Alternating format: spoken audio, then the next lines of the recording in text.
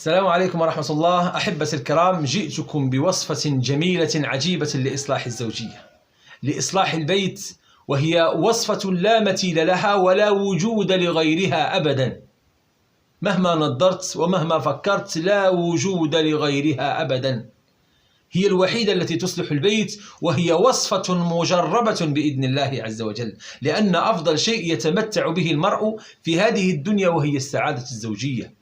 قال النبي صلى الله عليه وسلم: الدنيا متاع وخير متاعها المرأة الصالحة. لأن المرأة الصالحة هي كتجلب الطمأنينة وكتجلب السكينة وكتجلب الراحة النفسية في البيت. واسمعوا معي هذه القصة للنبي صلى الله عليه وآله وسلم في هذا البيت المتواضع مع هذه الزوجة الصالحة. النبي صلى الله عليه وسلم يجلس مع عائشة. تقول عائشة: كان النبي صلى الله عليه وسلم يخسف في نعله وكنت أغزل، وإذا جبينه يعرق وعرقه يتوقد نورا، فبهت، فقال لها: يا عائشة، ما لك بهت؟ قالت: رأيت جبينك يعرق وعرقك يتولد نورا، لو رآك أبو كبير الهذلي لكنت أحق بشعره. فقال لها: وما يقول أبو كبير الهذلي يا عائشة؟ قالت: ومبرأ من كل غبر حيضة وفساد مرضعة وذاء مغيلي، ولو نظرت إلى أسرة وجهه برقت كبرق العارض المتهلل.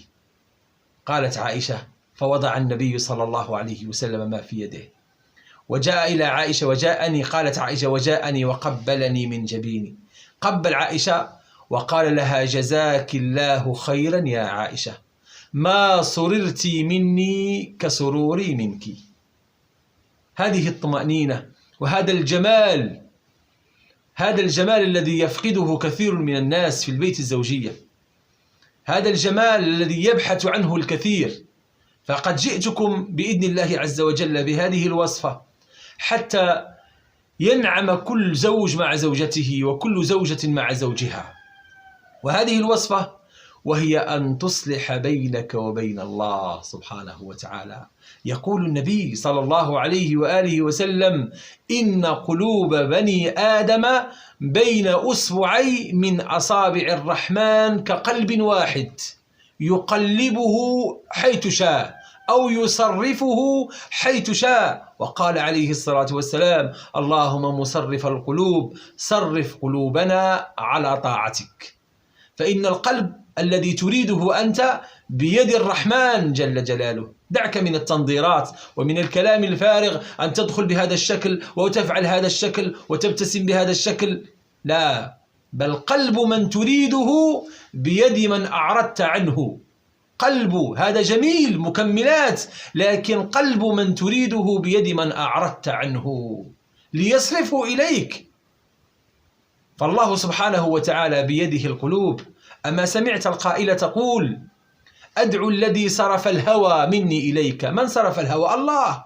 أدعو الذي صرف الهوى مني إليك ومنك عني أن يبتليك بما ابتلاني أو يسل الحب عني. وبداية الصلاح، وهو الصلاح عفوا، هو أن تصلح بينك وبين الله. معناه ألا يراك الله حيث نهاك. باختصار، ألا يراك الله حيث نهاك ولا يفتقدك حيث أمرك. أي البلاصة اللي بغاك فيها الله تكون دائما سباق إلى الخيرات، والبلاصة اللي ما بغاكش الله سبحانه وتعالى تكون فيها وما تكونش معاهم، مع أصحاب الفجور، خاص تكون مع الصالحين، مع الناس المصلحين، خاص الله سبحانه وتعالى يراك في هذا المكان. ولهذا بداية الصلاح، ملي كتحس براسك أنك بديتي في الصلاح، عرف أنك يوفقك الله عز وجل لقيام الليل. وإن وفقك الله لقيام الليل فاعلم أن هذا بداية الصلاح. يقول النبي عليه الصلاة والسلام: عليكم بقيام الليل فإنه دأب الصالحين قبلكم.